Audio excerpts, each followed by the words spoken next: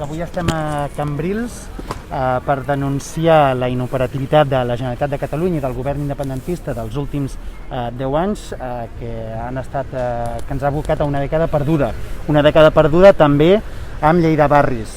S'ha retallat el fons de cooperació local en quasi un 25% els darrers anys.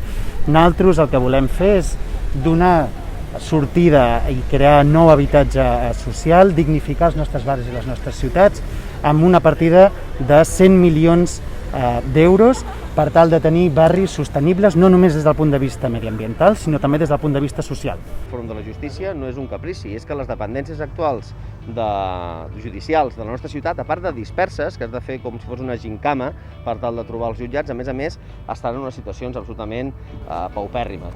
Diem que hem perdut econòmicament perquè realment Madrid ja ens ha passat pel davant, València està a punt de passar-nos pel davant, hem tingut empreses que han marxat, tenim poder econòmic important que ha marxat de Catalunya.